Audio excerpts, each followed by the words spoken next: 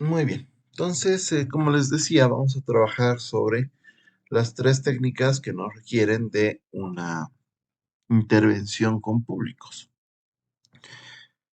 Como les había mencionado, la parte de la encuesta la vamos a trabajar los 4 días de la siguiente semana debido a su extensión, tanto en un grupo focal como en una entrevista, y quiero hacer esta aclaración, por favor, que al revisar los trabajos han habido algunos detalles, voy a decir tal vez comunes, no entre todos, pero sí entre algunos grupos. Y hay que tomarlos en cuenta y prefiero hacer la observación para todos para que también quede claro. A ver, primero que nada, el objetivo de la investigación de mercados no puede ser un objetivo de ventas o un objetivo estratégico de marketing. ¿A qué me refiero con esto? El objetivo de la investigación de mercados bajo ninguna razón podría ser vender el producto, incrementar la misma, generar una demanda, generar la comercialización, ventas, introducir el producto a un determinado mercado, etcétera. Es decir, no puede ser un verbo o una acción que me denote ingresar a un mercado, ¿sí? Y de pronto vender, posicionar la marca, posicionar el producto. No, no puede ser. ¿Por qué razón? Porque como les digo, esos son objetivos, por ejemplo, de ventas, objetivos de marketing, que buscan justamente que las personas conozcan el producto, se enamoren de la marca, compren, de pronto incrementar las ventas, mejorarlas, posicionar marca, posicionar empresa, posicionar producto, hacer una gestión de comunicación corporativa, trabajar sobre comunicación integral, es decir, cuál sea la estrategia que nosotros trabajemos, ¿sí? Cuál sea la estrategia que nosotros trabajemos en son de vender o comercializar o algo que ya tenga que ver con la intervención o el ejercicio del producto mismo en el mercado, no es un objetivo de investigación de mercado. Entonces, cuando nosotros planteamos este tipo de objetivos, lastimamos por completo al- a la técnica que estamos utilizando. ¿Por qué razón? Porque claro, como les dije, las preguntas de las técnicas, por ejemplo, en una entrevista, en un grupo focal o en una encuesta, que es lo que vamos a ver la próxima semana, tienen que estar alineadas con el objetivo y claro que sí también con el objeto de investigación. Entonces, si mi objetivo de investigación es dar a conocer el producto al mercado, por ejemplo, mis preguntas van a estar enfocadas ¿a qué? A preguntarle, ¿alguna vez ha visto este producto? ¿Le gustaría comprarlo? ¿Dónde le gustaría comprarlo? Es decir, ya estoy entrando a un ámbito más de hacer dar curiosidad. El objetivo de investigación de mercados es un objetivo que pretende generar información, no provocar algo. Entonces yo podría hacer, por ejemplo, bajo la misma idea, ¿no? Dar a conocer no sé, digamos, un café hecho de X planta. Entonces yo podría cambiar ese objetivo, que no es de investigación, sino más bien es un objetivo de marketing, y podría ser determinar, ¿sí?, las preferencias de consumo de café de la ciudad, de los ciudadanos paseños. Entonces ahí yo voy a ver, por ejemplo, qué tipo de café les gusta, cómo les gusta, si más oscuro, más claro, más tostado, si les gusta instantáneo, si no les gusta instantáneo, etcétera.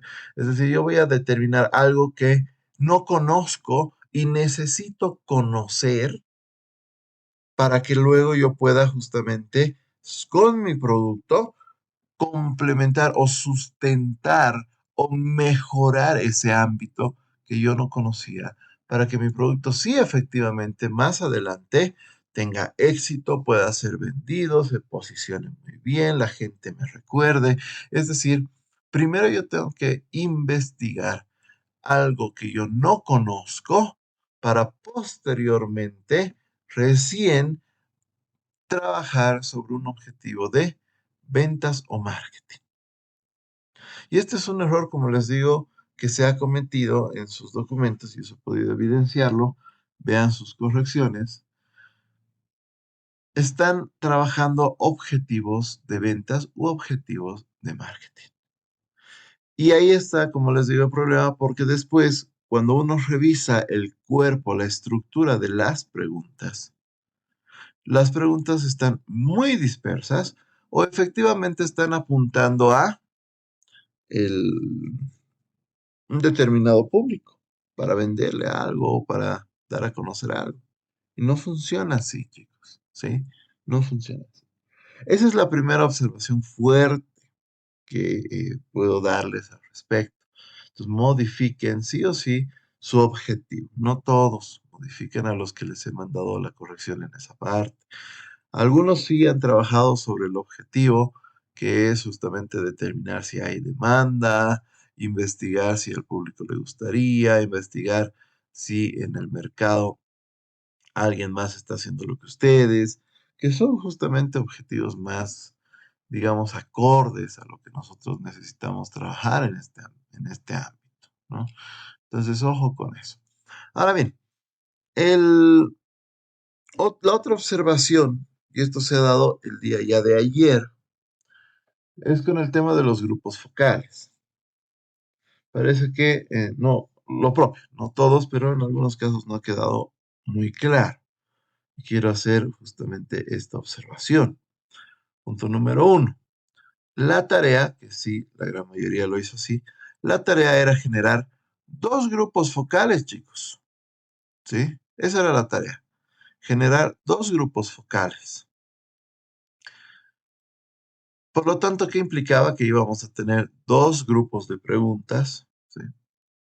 Porque no podían ser la misma lógica. Y eso es lo que yo quería que ustedes practiquen, ver si ha sido clara la explicación. ¿Cuál era la explicación como tal? En una diada o en una triada, al ser un ejercicio de contacto individualizado o mínimo, en el caso de una triada, las preguntas nos dan la chance a qué? A que las respuestas puedan ser más extensas por la característica de que no existe un debate como tal, o no existen varias personas que van a responder las preguntas al mismo tiempo. Entonces, al ser una diada o una triada, nosotros podemos hacer preguntas más extensas. Punto número uno. Y en su contraparte, una mini o un estándar justamente se comportarían como preguntas más sesgadas, les dije. En ningún momento les dije preguntas cerradas, que es totalmente diferente, chicos. Varios, lo que he visto es que en un grupo, en una diada o en una triada me han colocado preguntas abiertas, bien hechas, y cuando han hecho diada, o perdón, mini o estándar, me han puesto preguntas cerradas. No, chicos, no, bajo ningún esquema. Yo les había mencionado que se pueden utilizar preguntas mixtas, es decir, preguntas cerradas que den lugar a volverse abiertas bajo una lógica de explicación o aclaración. Pero en muchos casos, sus preguntas cerradas no dan lugar a eso. Porque es como que te gusta el calor, sí, ¿por qué? Ya, funciona. Pero de pronto les preguntan, por ejemplo, cuando hace sol, ¿les gusta más,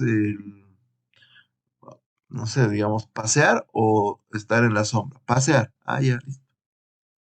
Y ya fue, ¿no? Entonces, hacer preguntas cerradas no sirve. ¿Dónde está el debate? ¿Dónde está la lógica de que cada persona va a emitir un propio juicio, una propia idea? Y que muy probablemente entre ellos puedan decir, oye, pero a mí no me gusta esto, pero es que yo he visto esto, pa, pa, pa. Es decir, entre ellos mismos, entre el grupo focal, tienen que hablarse de sus propias ideas, por si acaso, chicos. Entonces, a mí me gusta el rojo, el calor y que no haya viento. El otro va a decir, a mí me gusta el calor, el rojo y que no haya viento. Conclusión, les gusta el rojo, el calor y que no haya viento. Listo, y se acabó. No, eso se hace en una encuesta. Por eso en una encuesta las preguntas más bien son cerradas, ¿sí? Entonces, mucho ojo con esa situación, ¿vale? Mucho ojo con esa situación. Por lo tanto, una vez más, prohibido utilizar preguntas cerradas en una entrevista o en un grupo focal, ¿vale? En el peor de los casos, las preguntas tienen que ser mixtas, es decir, se tienen que abrir las preguntas cerradas después de su primera intervención. ¿Ya? Entonces, eso también es un punto que he observado el día de ayer en algunos que han cometido ese error.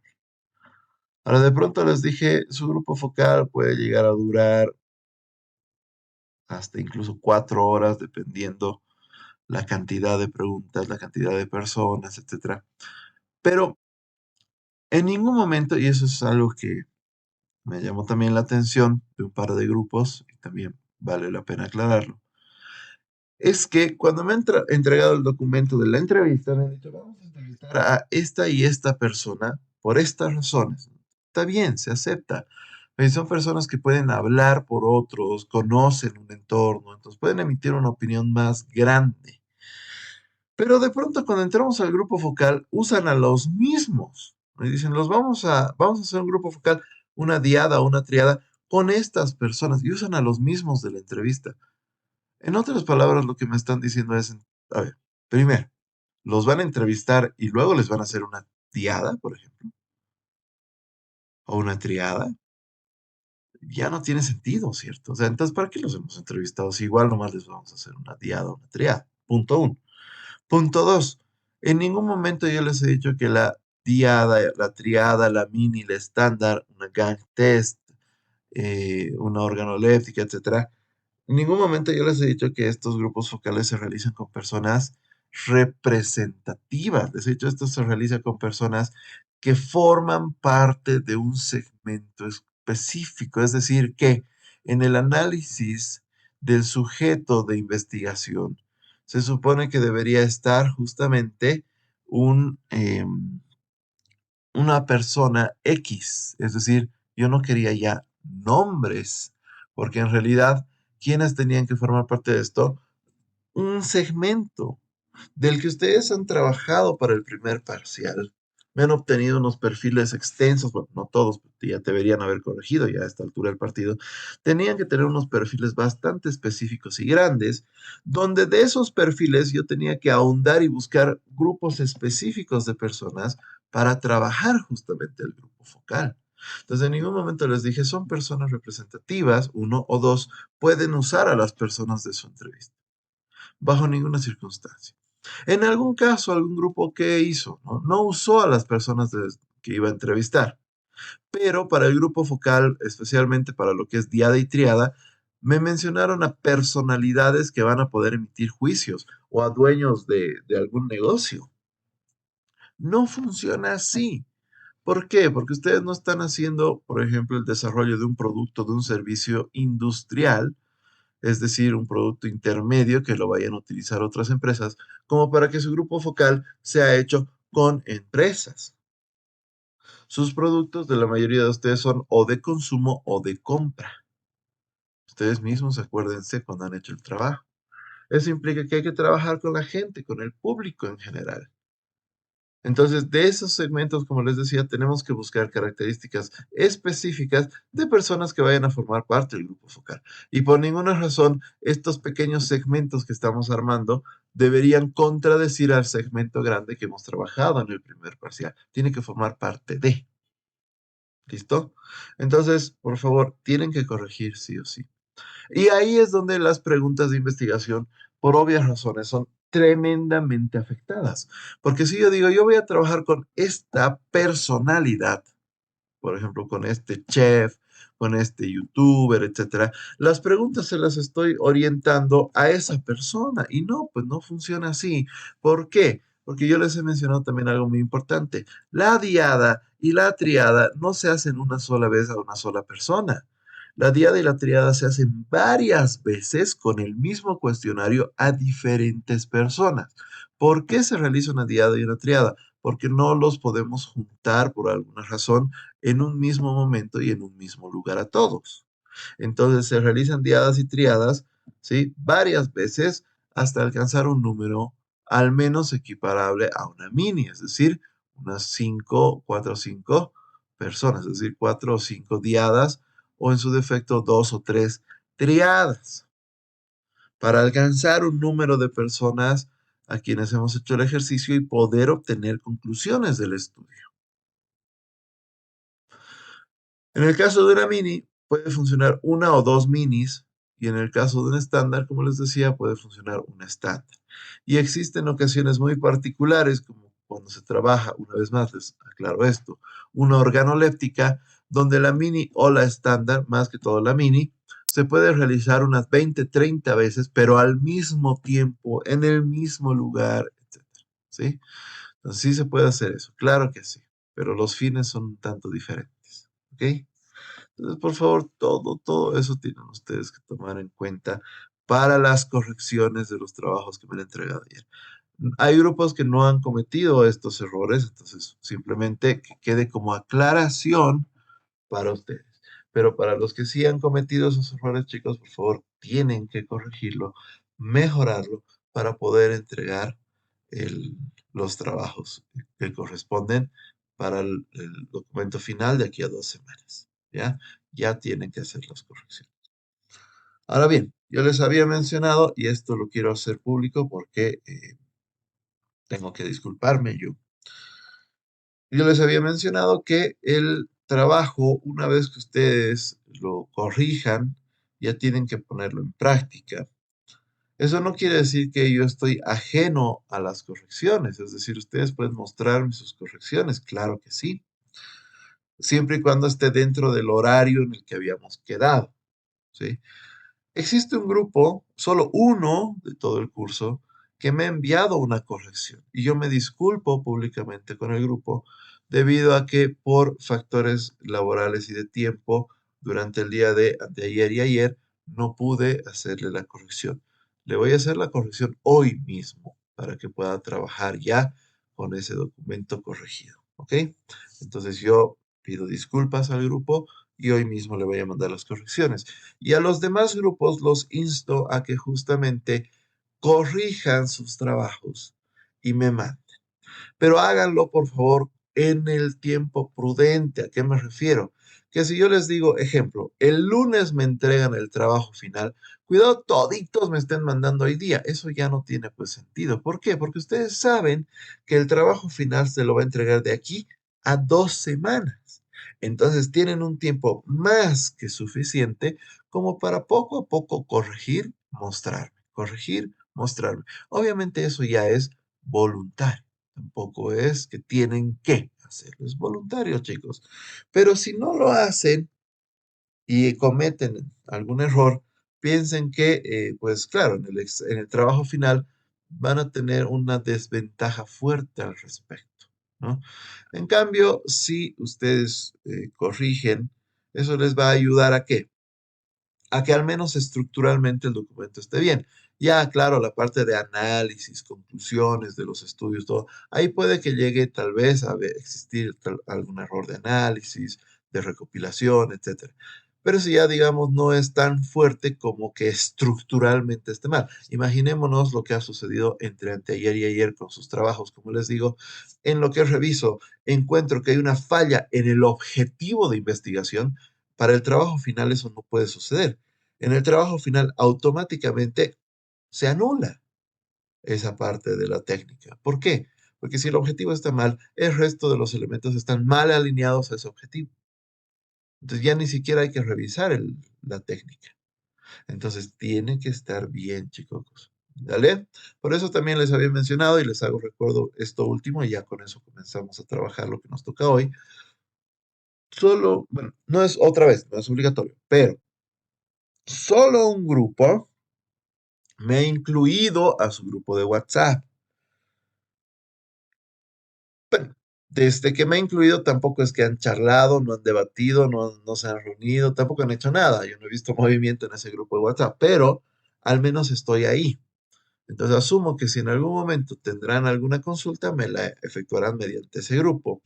O como con este grupo que me he disculpado el día de hoy, me pueden escribir por privado para que yo les haga la correspondiente solución a sus consultas o dudas o correcciones en este caso que puedan llegar a tener.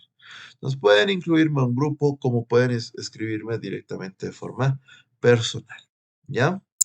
Y respecto de escribirme de forma personal, esto va enganchadito. Chicos, también una vez más la aclaración, por favor, porque he recibido estos mensajes en estos últimos 3 días que hemos estado trabajando un poquito fuerte, donde el encargado de grupo me dice, por favor, el día de hoy otro de mi grupo va a tener que subir el trabajo porque yo no puedo, porque tengo una actividad. O de pronto un grupo no ha subido un trabajo y me han escrito y me han dicho, el jefe no ha subido el grupo. Entonces, denos oportunidad porque no lo ha hecho, nos ha fallado el jefe de grupo. Chicos, por favor, no corresponde. Cuando yo les he dicho la primera clase, formen sus grupos y coloquen quién es el encargado es solamente, y esto lo vuelvo a aclarar, el encargado es solamente la persona con quien yo voy a coordinar en caso, o la persona que puede coordinar conmigo, en caso de que pasase algo con el grupo, con algún trabajo o alguna situación muy particular, ¿no? Como que el jefe de grupo, por ejemplo, me puede escribir para decirme, de los tres que somos en mi grupo, solo uno está trabajando, o sea, yo, nadie más. Entonces, por ejemplo, para ese tipo de coordinación, claro que sí, yo les voy a atender, por supuesto. Por supuesto que sí. Pero a ver, chicos, eso tampoco quiere decir que solo el jefe de grupo puede hacer estas cosas o debe hacer estas cosas. Claro que no. Yo les dije, todos los miembros de los grupos son responsables al 100% de lo que suceda en el grupo, no solo el encargado. Entonces, si el encargado por alguna razón no entra a clases, no trabaja, o tal vez como lo que sucedió, no puede subir algún trabajo y demás, chicos, el resto del grupo tiene que ser responsable y realizar el trabajo. No esperen a que el jefe de grupo haga o no haga algo, porque una vez más, los jefes de grupos conmigo en mis materias no son pues los encargados de subirme trabajos, hacerme las consultas. No, cualquiera del grupo tiene que hacerlo. Es el trabajo de todos en realidad. ¿Ok? Entonces eso por favor que quede claro. El encargado de grupo no es el responsable de solamente subir trabajos, pedirme permiso, informarme, claro que no. ¿Qué pasa si el jefe de grupo más bien es la persona que está fallando, que está siendo, digamos, irresponsable? Ah, bueno, entonces en ese caso, él, cualquiera del grupo es libre de escribirme y decirme, el encargado de grupo no está trabajando, no está siendo irresponsable, pero quiere que pongamos su nombre en la carátula. Y yo les diré, no, no lo pongan, no tienen por qué hacerlo, ¿no? Ustedes hagan lo que tienen que hacer y dedíquense a cuidar también sus notas. No tienen por qué regalárselas a nadie. Entonces, todas esas situaciones, chicos, tenemos nosotros que observar y cuidar. Mencionado todo esto, ahora sí, finalmente comenzamos con lo que es la primera técnica del día de hoy, la revisión documental. La revisión documental es una técnica de investigación de mercados, bueno, ya les dije, todas comienzan así, ¿no? Es una técnica de investigación de mercados que nos permite obtener información bibliográfica o, en su defecto, con referencias bibliográficas, que no necesariamente es lo mismo, porque habíamos dicho que una fuente terciaria es una fuente bibliográfica, pero una fuente secundaria puede llegar a caracterizarse por un documento que yo voy a emplear para hacer una revisión y observación, ¿ya? Entonces puede ser bibliografía o puede ser referencia bibliográfica, aquello que yo estoy obteniendo en una revisión documental. ¿Ok? Entonces eso, por favor, para tomarlo muy, muy en cuenta. Una vez más, es una técnica de investigación de mercados que me permite obtener información a partir de una fuente bibliográfica o referencia bibliográfica. ¿Para qué? Obviamente para alinearlo con lo que yo estoy buscando investigar. ¿Listo?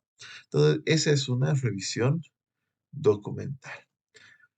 Ahora, esta revisión documental tiene algunos nombres similares, sinónimos en realidad, que ustedes no pueden llegar a encontrar en alguna traducción de algún libro. Algunos le llaman a la revisión documental investigación documental, ¿sí? No hay ningún problema. Algunos autores también le llaman eh, revisión textual o investigación de documentos, que es lo mismo. Y finalmente, la otra forma de llamar a la revisión documental es justamente la investigación bibliográfica, ¿ya? Entonces, estas traducciones, dependiendo, como les decía, el autor y dónde se hace la traducción, significan exactamente lo mismo. Ahora bien, cuando nosotros hablamos de una revisión documental, como les decía, lo que vamos a hacer es, en pocas, utilizar fuentes secundarias o fuentes terciarias. Y esto tiene que estar muy claro en nuestras mentes. Si son fuentes secundarias o terciarias, implica que son documentos que ya han sido creados por alguien más. ¿Listo? Son documentos que ya han sido creados por alguien más. Si ya han sido creados por alguien más, chicos, quiere decir, muy importante, quiere decir que alguien lo ha investigado, alguien ha sacado conclusiones. ¿Sí? Ejemplo, ayer por casualidad revisaba, hacía, ¿no?, una revisión documental de algunos documentos del repositorio de la universidad. Y con grata, no con grata, en realidad con un poco de sorpresa, todavía no sé si mala, porque tengo que hacer una revisión profunda, he encontrado una tesis de ingeniería industrial de la UNSA, en la que el producto que ellos están desarrollando es, vamos a decir, un 90 a 95% similar al producto que uno de los grupos de ustedes está desarrollando. Puede ser casualidad, puede ser. A veces tendemos a pensar en algo que creemos que es innovador, pero no lo es. Pero claro, ¿dónde se va a ver la diferencia? Que si bien hemos pensado tal vez en un mismo producto, las técnicas de investigación ya no serán las mismas, ¿no? Así que interesante. Entonces, fíjense que a mí la revisión documental, por ejemplo, me sirve para evaluar el grado, ¿sí?, de innovación que ustedes han tenido al pensar en sus determinados productos, ¿no? A veces, y es muy común, chicos, utilizar la revisión documental y transformarla en nuestra fuente primaria bajo la lógica de que esta información nadie la conoce, solo yo. Y como nadie la conoce, solo yo, entonces voy a desarrollar mi documento tal cual, como si nadie lo conociese, olvidando el detalle que todos tenemos acceso a las fuentes documentales. Entonces también hay que tener cuidado con eso. Pero en una investigación de mercados, ¿para qué me puede llegar a servir a mí una fuente o una revisión documental? Fíjense. Primero que nada, con algo que ya hemos venido dialogando desde que hemos comenzado a hablar de la estratificación. Cuando ustedes comiencen a estratificar, de entrada tienen que hacer una revisión documental, porque tienen que buscar, por ejemplo, datos en el INE, en el armario de la municipalidad, en el Banco Mundial, en algún estadígrafo de algún ministerio, de alguna página, de alguna revista, de algún periódico, etcétera, etcétera. Es decir, tenemos que buscar datos que nos permitan a nosotros estratificar nuestro mercado. Entonces ya estamos haciendo revisión documental. Estamos buscando una vez más datos generados o un trabajo de investigación realizado por otro investigador previo a nosotros, que a nosotros nos va a servir también para modelar nuestro estudio. Y ojo, con esto no estoy queriéndoles decir en el ejemplo que les daba, ¿no? Vamos a imaginarnos que esta tesis de ingeniería industrial es tal cual el trabajo que ustedes están realizando. Eso no es utilizar información para nuestro beneficio, eso es plagiar, ¿ok? Es distinto. Yo puedo decir, a ver, según el informe que yo he visto, digamos, en esta tesis, productos como este llegan a ser altamente aceptados en la ciudad de La Paz, está en su proceso productivo y demás. Pero este trabajo ha sido realizado en 2017. ¿Qué habrá pasado los últimos 5 años? ¿Será que las personas todavía demandan algo así? Entonces yo podría reorientar mi estudio para tratar de determinar la actualidad de aquel producto, ¿no? Es decir, si sigue siendo vigente los posibles gustos que tengan las personas por estos y por ende poder luego desarrollar nuevamente el producto para comercializarlo. Pero claro, eso con un paréntesis muy grande. Eso lo haríamos en caso de que efectivamente querramos desarrollar el producto. Pero como no es nuestro, o sea, como no es nuestra lógica en la materia, bueno, entonces en ese caso, ¿no? En ese caso, no funcionaría para nosotros hacer algo así. Pero lo que quiero que entiendan es que así funciona una fuente secundaria. No para copiar, sino para mediante esa información, llegar a unas nuevas luces de investigación que nosotros estamos trabajando. ¿Ok? Entonces, ¿qué usos nosotros le podemos dar en la investigación? Uno, ya les dije, utilizar datos estadísticos para hacer, por ejemplo, una estratificación de mercado. Pero eso solamente es respecto de esa parte de la investigación, es decir, cuando estamos haciendo el prediseño.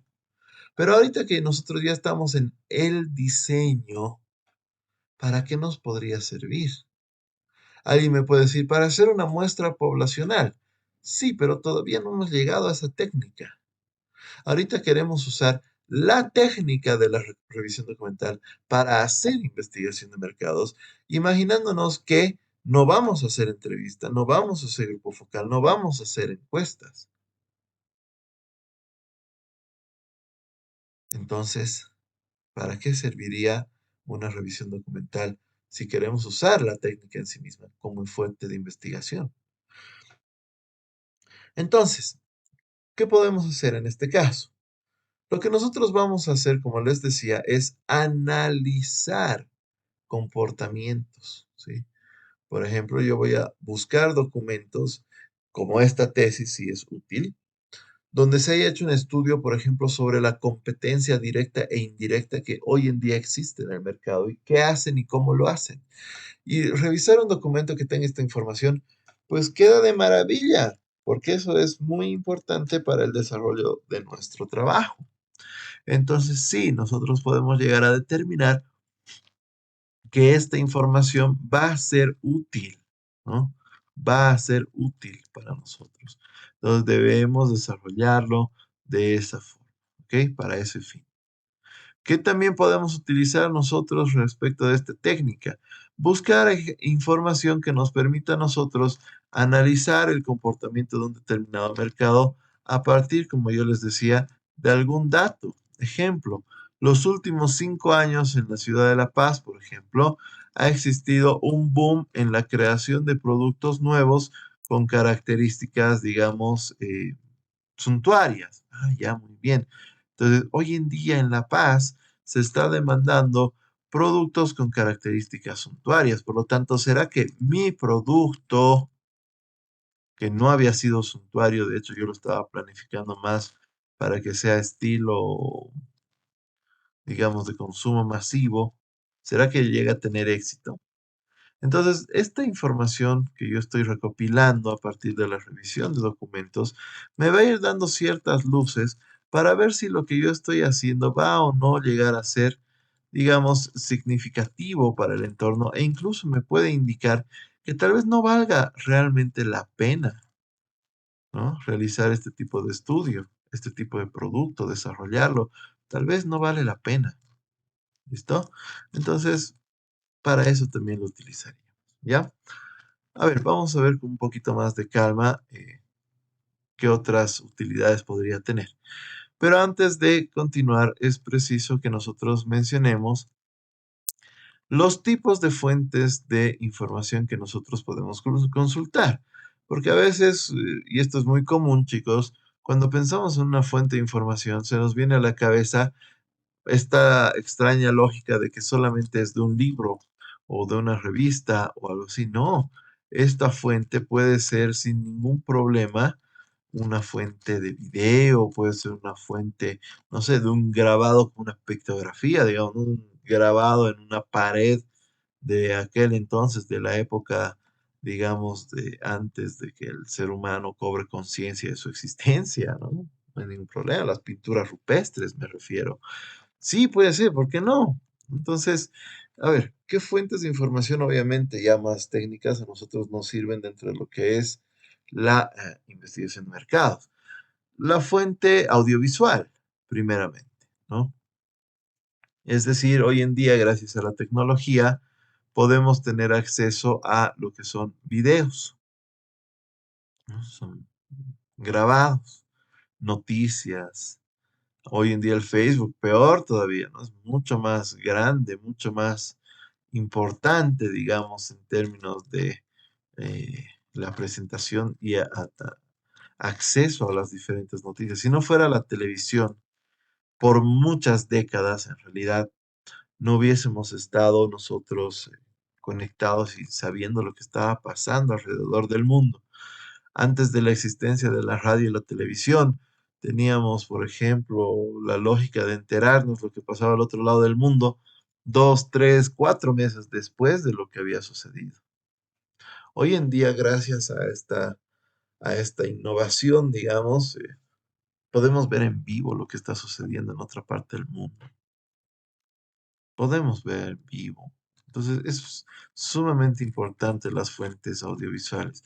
Y no solo la televisión, como les decía, ¿no? Hoy en día, gracias al Internet, podemos también utilizar podemos observar, perdón, las fuentes audiovisuales en vivo en distintos momentos, ¿no? En distintas partes del mundo bajo distintas plataformas. YouTube, Facebook son algunos ejemplos de ellas, que podemos ver noticias alrededor del mundo, programas que están sucediendo, por ejemplo, documentales de alguna situación, de alguna, eh, por ejemplo, de alguna empresa, ¿no? Que está sacando algún documental respecto de sus actividades. Entonces, efectivamente, esta técnica hoy en día es sumamente importante. Ahora, para ponerlo en un documento, para introducirlo dentro de lo que es el trabajo, digamos, de investigación, claro, es posible. La investigación de mercados generalmente se genera en un documento físico e introducir videos ya no tiene ninguna lógica. Entonces, ¿qué es lo que hace? Se le hace pues un análisis referenciado junto con su link.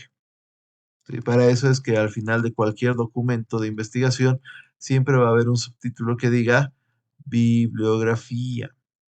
Siempre va a haber un título que diga bibliografía. En este título que va a decir bibliografía, vamos a incorporar la dirección, ¿no?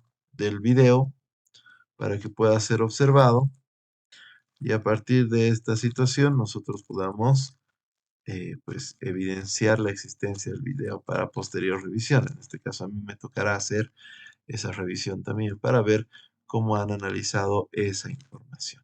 ¿Listo?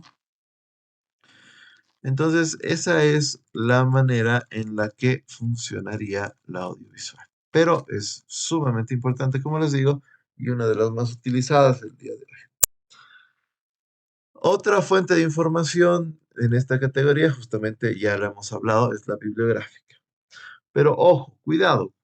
Un punto es usar bibliografía de un libro como tal, escrito por un autor como el que vemos en pantalla, digamos, un marketing 4.0, aunque bueno, hoy en día esto ya está no obsoleto porque sí ha sido complementado, no reemplazado por un marketing 5.0, también de Philip Kotler. Pero por ejemplo, yo les digo, chicos, vamos a imaginarnos que estamos en otra materia, ¿no? Necesito que me desarrollen una estrategia lo más actual posible del marketing. Entonces alguien podría tomar, por ejemplo, el marketing 5.0 y decir, muy bien, yo voy a trabajar sobre las 5 tácticas del marketing 5.0 para desarrollar mi estrategia. Y alguien va a decir, pero es que, a ver, y ahí es donde juega el investigador, ¿no? Mi amigo va a trabajar sobre las 5 tácticas, ¿no? Pero si yo hago lo mismo, medio que no va a funcionar. O sea, va a ser una copia-pega. Entonces yo me voy a ir al otro libro, al 4.0, un libro antes. Y en lugar de desarrollar las tácticas, voy a desarrollar, por ejemplo, un estudio sobre el modelo derivado del AIDA, sobre las 5 A's y la zona cero o la zona negativa. Y sobre eso voy a desarrollar mi estrategia. Entonces, fíjense que nosotros podemos utilizar las fuentes bibliográficas como una forma de tomar la teoría para ponerla en práctica en un caso particular. Esa es la idea, digamos, de utilizar fuentes bibliográficas en una parte más de estrategia. En algo que corresponde más a la investigación de mercados, chicos, lo que nosotros tenemos que hacer es no buscar teorías que se puedan aplicar, ¿no? Como las 4P, las 5P, las 7P, las 9Ps, las 5A, las 6Rs. No. En lugar de buscar información, como les digo, que nosotros podamos usar de forma estratégica, en investigación de mercados lo que hacemos es buscar en estos libros algunos guiños respecto de lo que nosotros queremos trabajar. Y a veces los vamos a encontrar. La mayoría de los libros que tienen que ver con el mundo del marketing y las ventas, ¿no? Les digo la mayoría, pero no son todos, pero sí la mayoría de los documentos tienen casos, nos enseñan a partir de casos, ya sea casos de éxito o casos de fracaso. Generalmente estos casos, ¿sí? Son los que nosotros en investigación de mercados tenemos que buscar. ¿Por qué? Porque si ya un autor de un documento, de un libro, de un texto, nos está mostrando que el producto, por decirles, ¿no? Volviendo a mi ejemplo de anteriores clases, milanesas de paloma, de carne de paloma, no va a tener éxito porque no le importa al público, no le interesa, no le llama la atención, le parece asqueroso, etcétera. Efectivamente, no tiene pues tampoco ninguna lógica que yo trabaje en desarrollar un producto así. Si yo ya sé que no va a poder tener éxito, pero ojo, mucho cuidado, porque esto hay que tomarlo con pinzas. Si alguno de ustedes me dice, he encontrado un libro que dice que las milanesas de carne de paloma tienen éxito y por eso yo concluyo que mi producto también va a tener éxito, yo le voy a decir, ¿dónde ha sido escrito ese libro? Y me va a decir, por decirles, ¿no? En Estados Unidos. Mi siguiente pregunta será, ¿y Estados Unidos es un mercado como el de Bolivia?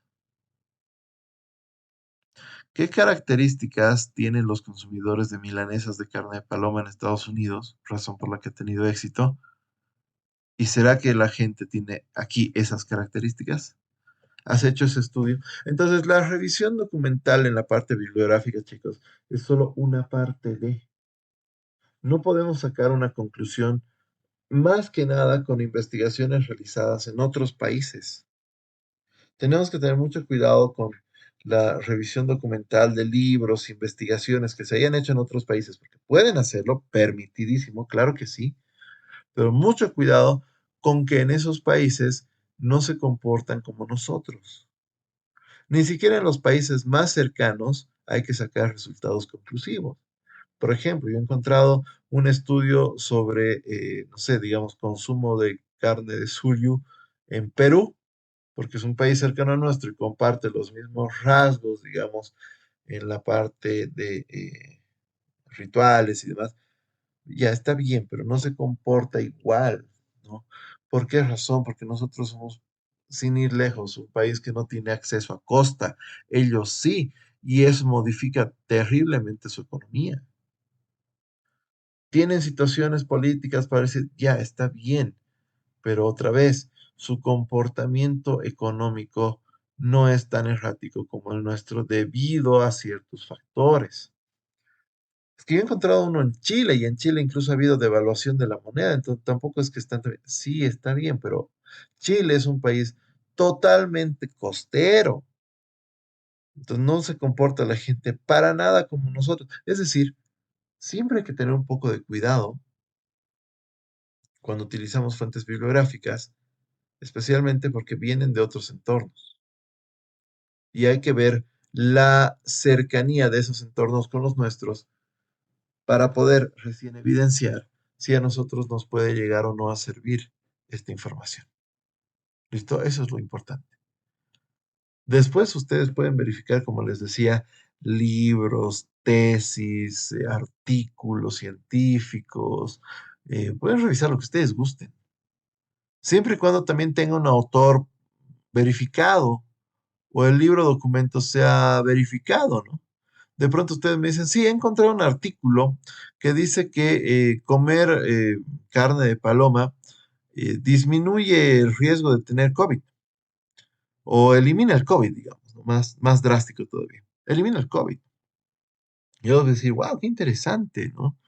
Y ustedes quieren vender carne de paloma, ¿no? Sí, no, milanesas de carne de paloma, súper. ¿Y de cuándo es esa investigación? Del 2017. A ver. Pero el COVID comenzó recién en el 2019 y el 2020. ¿Cómo que la investigación es del 2017? Sí, es que el 2017 comenzaron a experimentar con carne de paloma y cuando surgió el COVID, eh, concluyeron que sirve para eliminar el COVID. Y les voy a decir, y estamos al 2023, 3 años después.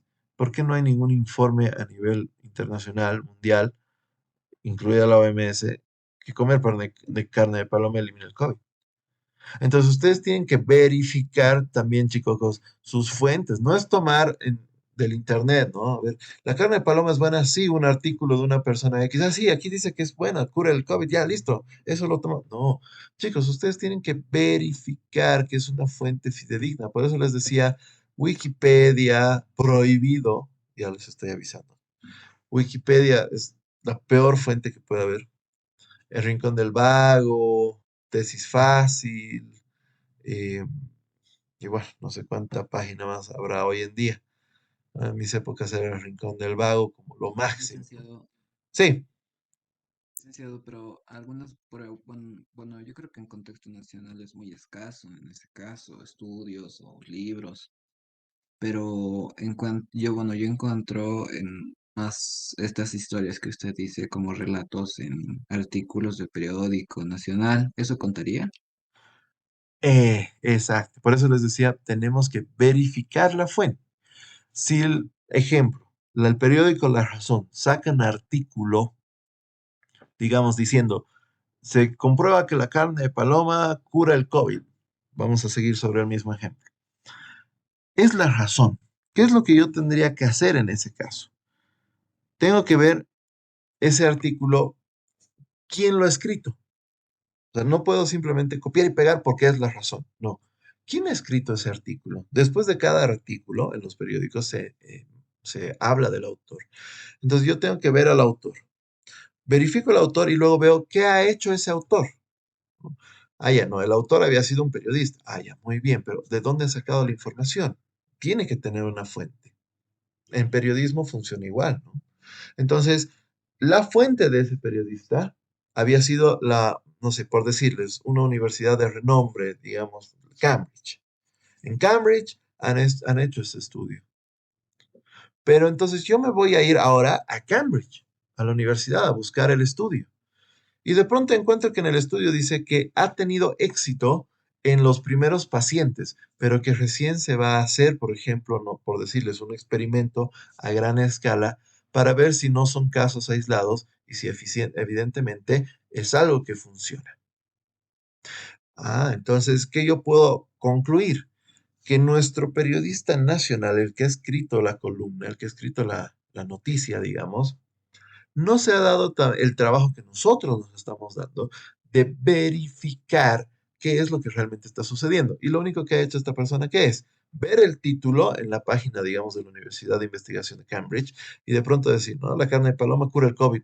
Listo. Armo mi artículo, lo pongo en el periódico y digo, mi fuente es la Universidad de Cambridge.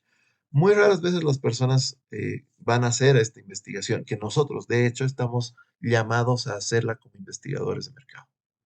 Ahora bien, si yo descubro que en la fuente de este columnista se evidencia que esta información es real, entonces mi fuente es fidedigna, ¿ya?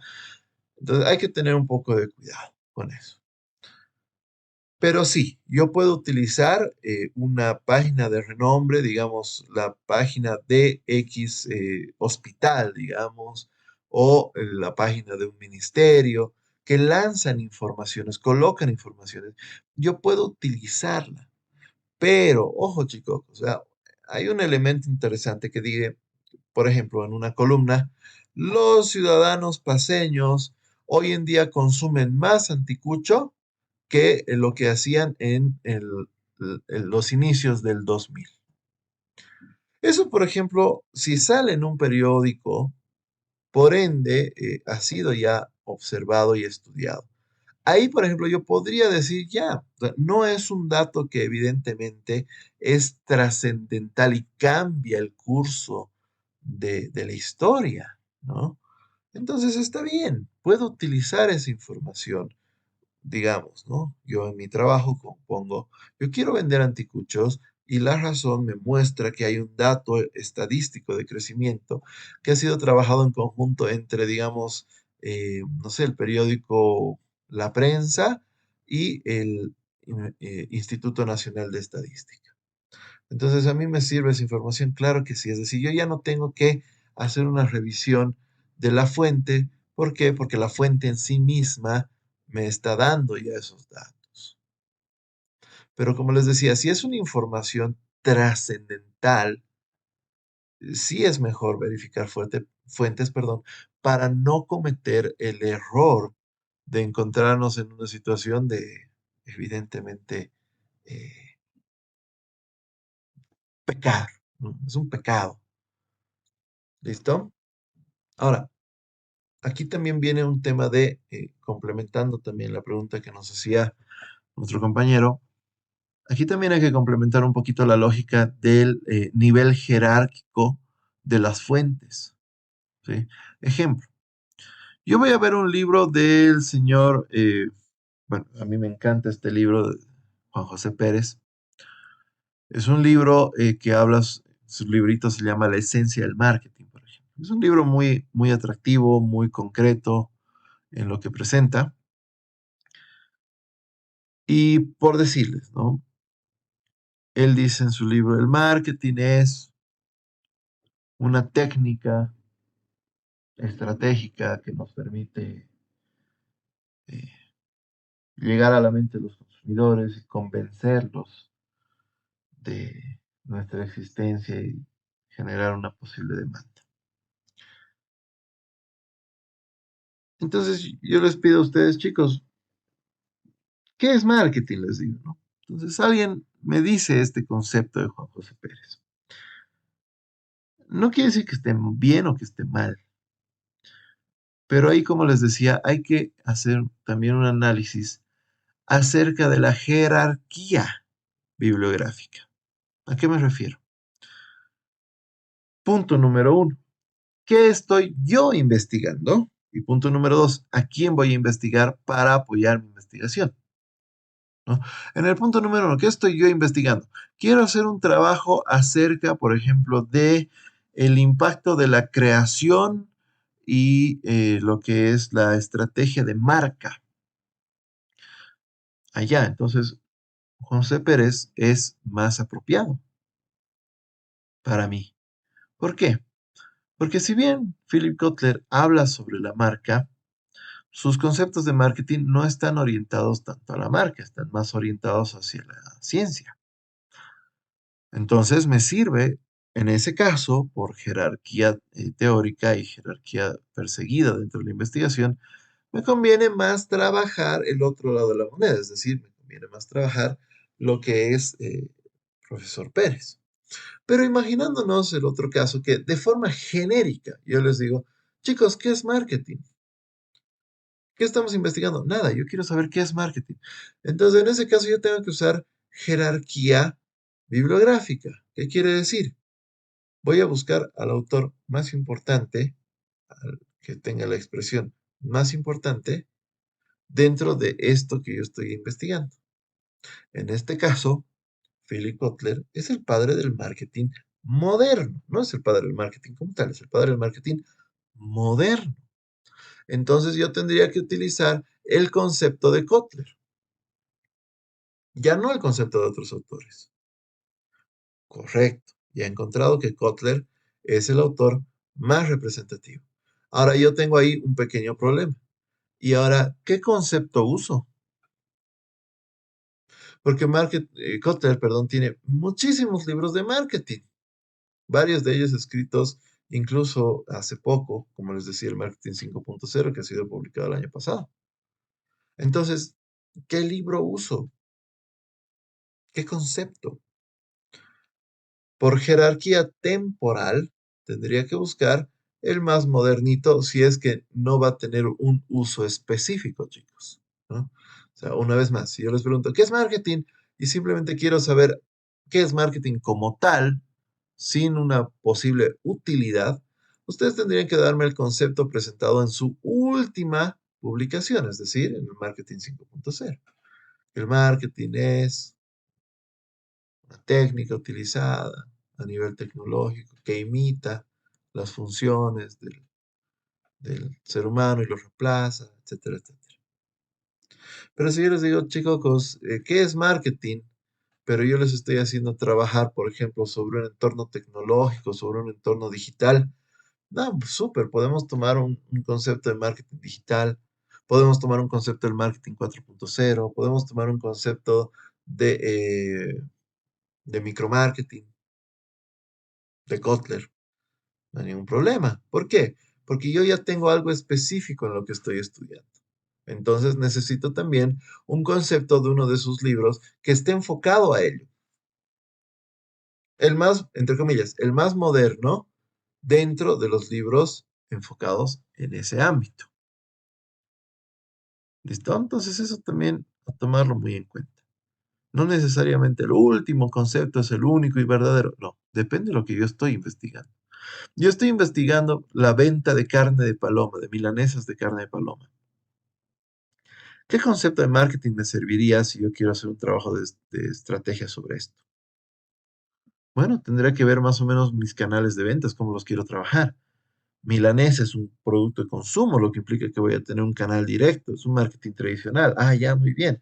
El marketing 4.0 es más un mundo de entornos digitales y el 5.0 es más de un entorno de mundos tecnológicos. El marketing 3.0 podría llegar a servirme porque tengo que trabajar sobre sentimientos, emociones y percepciones del público, más que nada porque es un producto un tanto tabú. Y el marketing 2.0 porque, bueno, es el canal tradicional. Entonces, podría utilizar un concepto híbrido entre estos dos. Sí, puedo, no hay ningún problema. ¿Ok? Entonces, lo que quiero que quede claro, perdón, chicos, es que cuando nosotros utilizamos una bibliografía, cual sea esta, tiene que estar adaptada a lo que nosotros estamos queriendo trabajar. Sí o sí, sí o sí. Y ahora, en el caso de ustedes, como les decía en la aclaración del principio de la clase de hoy, estamos haciendo investigación de mercados, no estrategia comercial, es investigación de mercado. Entonces, ¿será que hay un libro que hable acerca del posible éxito o fracaso de productos iguales o similares al nuestro en algún momento del desarrollo boliviano, del desarrollo latinoamericano o de algún país a nivel mundial que llega a tener ciertas características parecidas a nosotros como para que podamos usar ese estudio? Eso es lo que tenemos que buscar en una fuente bibliográfica de esta forma, ¿sí? Luego también tenemos las fuentes de archivo, ¿ya? Seguimos ahorita en revisión documental, por si acaso, ¿no? Las fuentes de archivo, bueno, estas son más particulares a informes, ¿sí? A informes.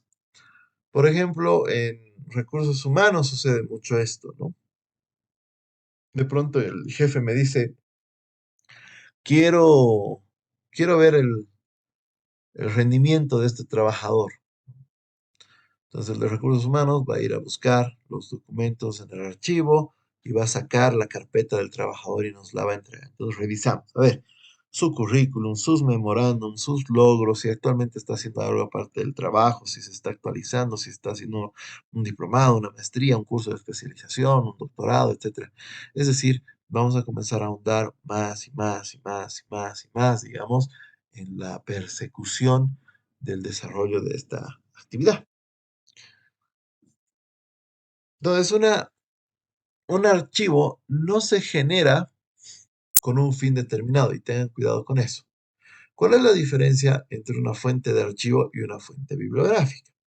Una fuente bibliográfica ya existe con un fin determinado. Ejemplo, lo que sería una página del INE donde tenemos información estadística.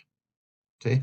Es decir, que toda la información que nos presenta el INE es información estadística del desarrollo de una determinada actividad. ¿Listo?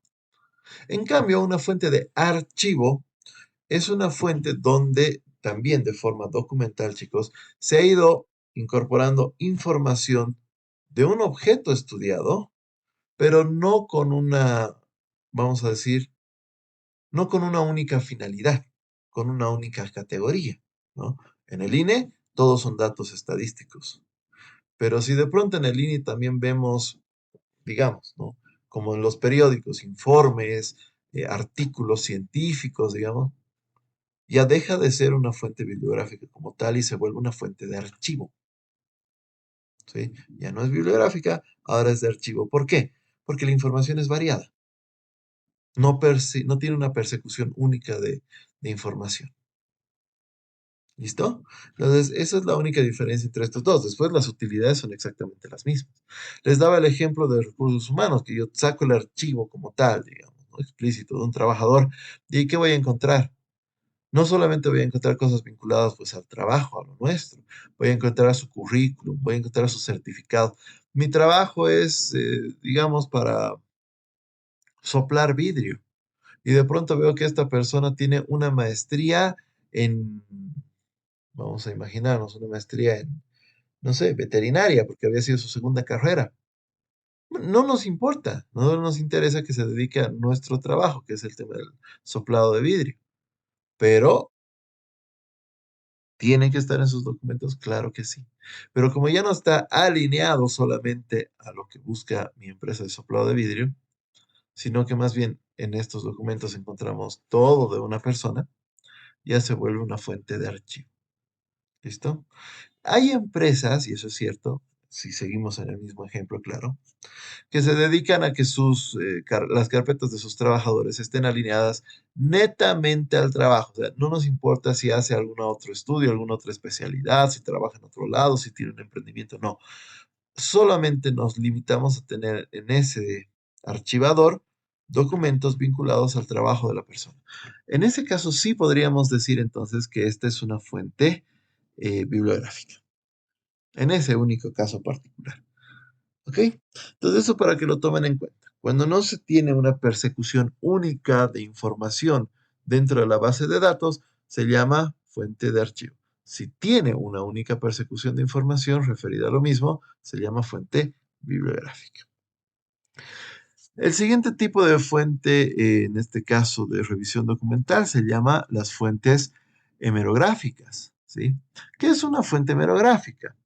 Está compuesta por información que se llama al paso, ¿sí? Ahora, ¿un periódico puede ser fuente bibliográfica? Sí, puede ser, chicos, no hay ningún problema. ¿Una revista puede serlo? Sí, puede serlo, no hay ningún problema.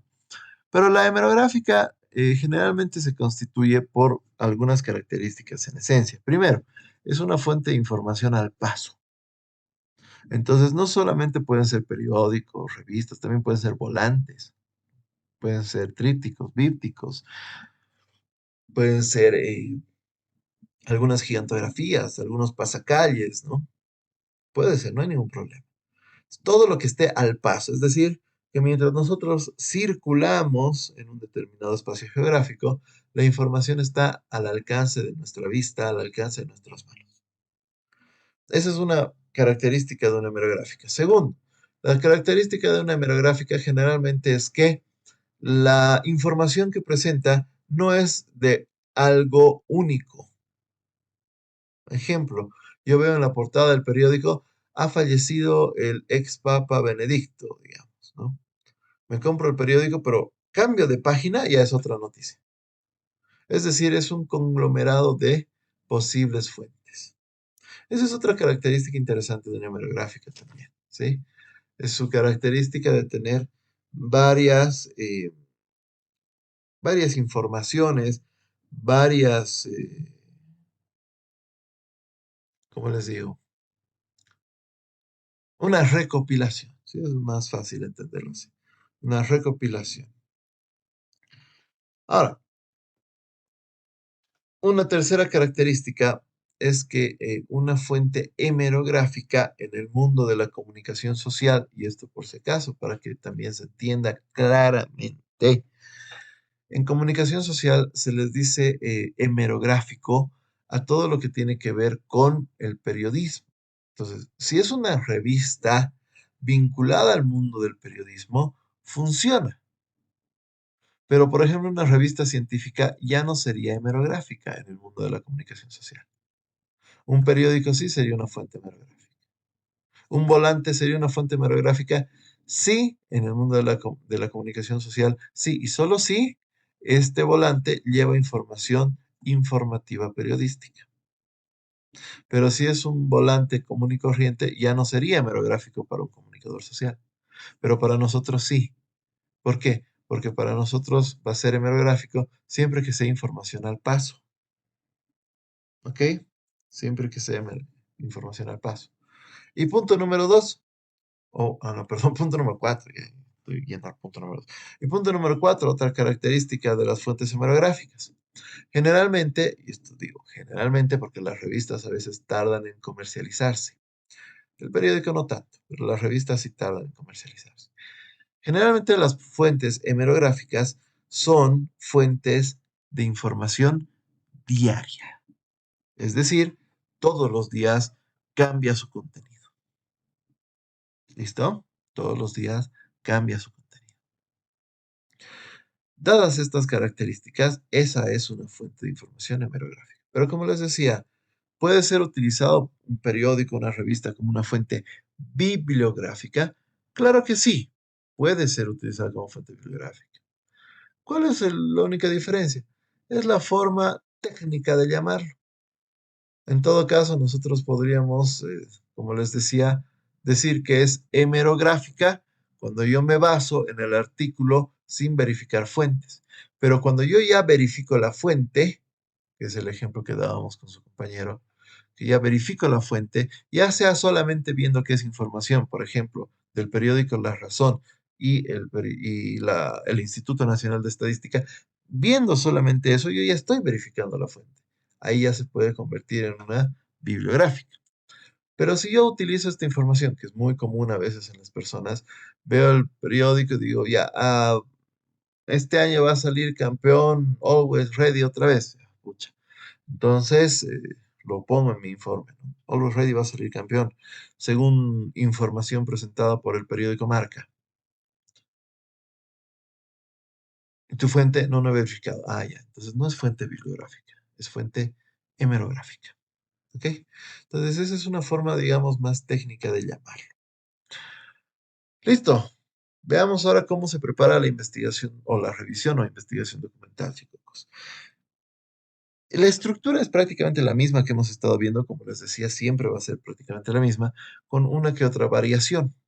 Y las siguientes dos técnicas que les voy a mostrar hoy, que son justamente la revisión, perdón, la observación y la comparación, prácticamente ya es lo mismo, ¿sí? Por eso voy a ir un poquito más rápido. A ver, ¿cómo se prepara la revisión documental? Paso número uno, plantear un objetivo de investigación. Ya lo sabemos hacer, además ya les he corregido y con eso ya lo tienen que revisar. Punto número dos, el objeto de la revisión documental, lo propio. ¿Qué queremos investigar respecto del objetivo? ¿Cierto? ¿A través de qué? Aquí es donde sí cambia un poquito, ¿no?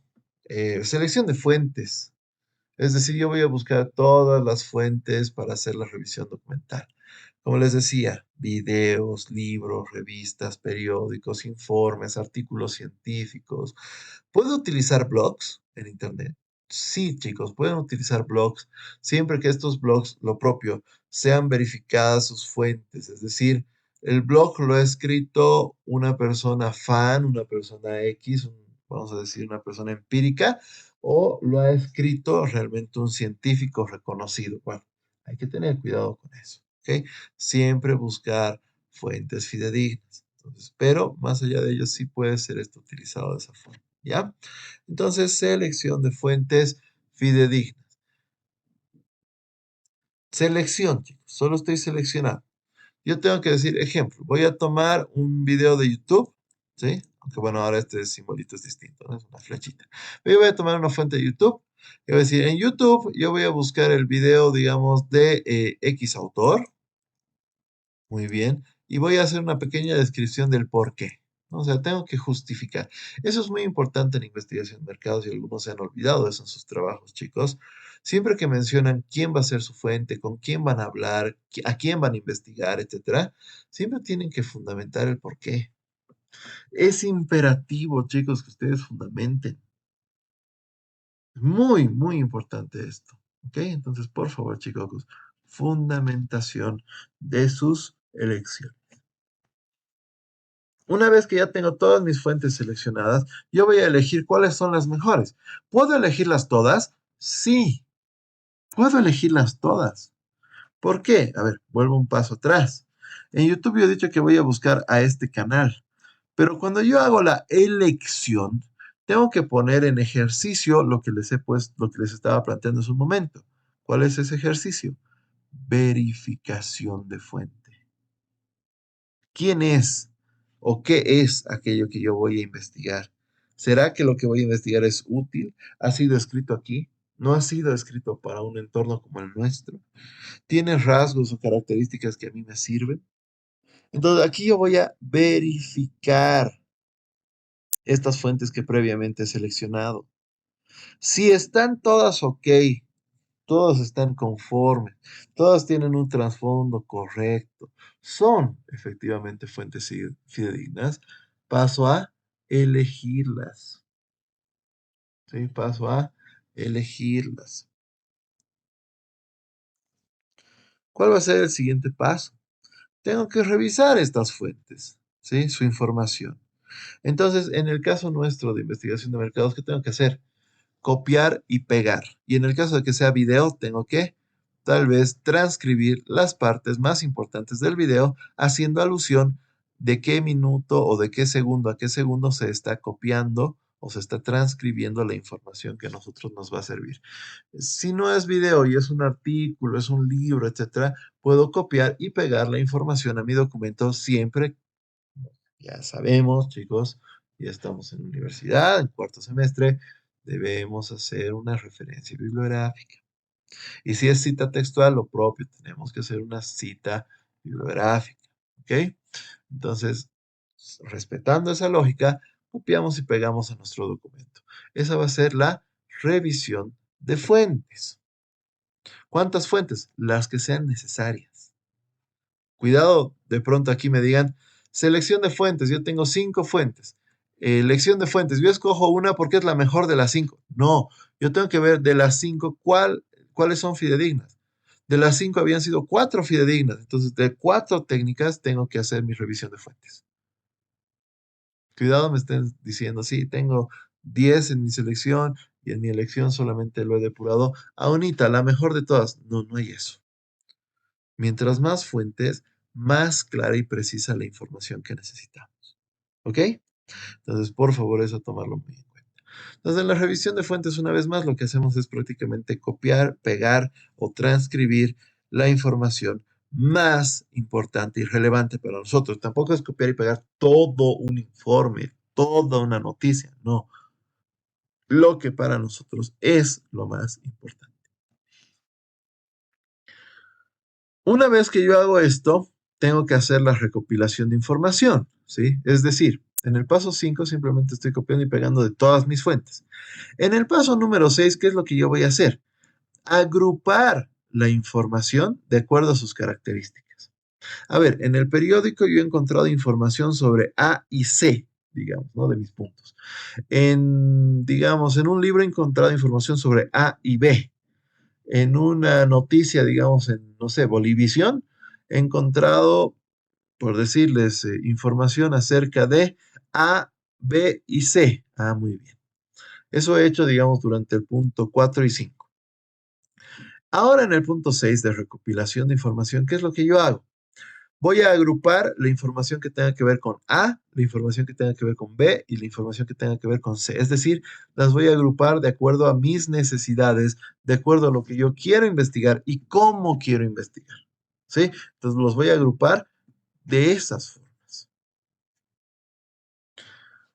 Una vez que he hecho eso, lo único que yo tengo que comenzar a trabajar justamente es lo que se llama inferencia y análisis de información. Es decir, yo tengo que comenzar a extraer la utilidad de estas fuentes. ¿Sí? ¿Para qué me van a servir? ¿Cuáles son los puntos repetitivos, por ejemplo, entre mis fuentes uno, 2 y 3 respecto de mi factor A? ¿Cuáles son los puntos que se repiten? ¿Cuáles son los puntos que a mí me dan luces respecto de lo que yo necesito?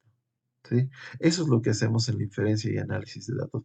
Por eso acá yo ya no les estoy mostrando tablitas ni nada, porque en esencia esta parte es lo mismo que hemos visto en entrevista y en grupo focal. Es decir, nos planteamos nuestra tablita y hacemos nuestro análisis. ¿Sí? Nada más. Y finalmente hacemos nuestras conclusiones.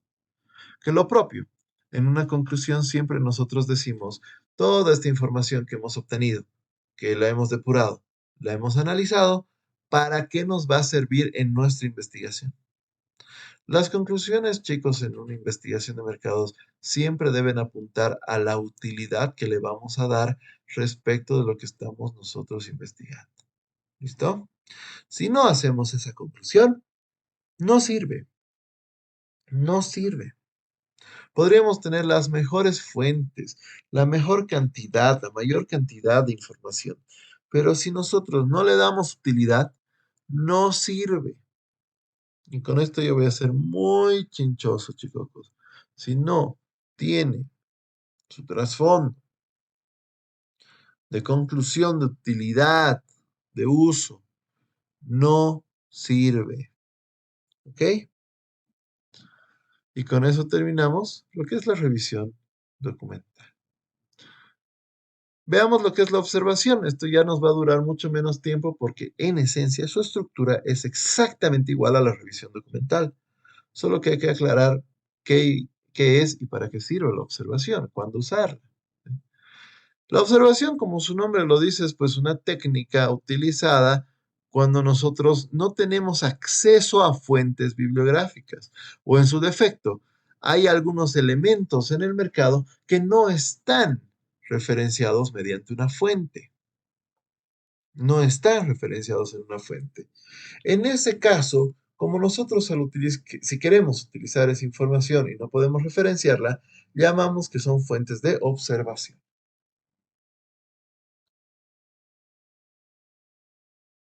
Entonces, si tuviésemos que dar un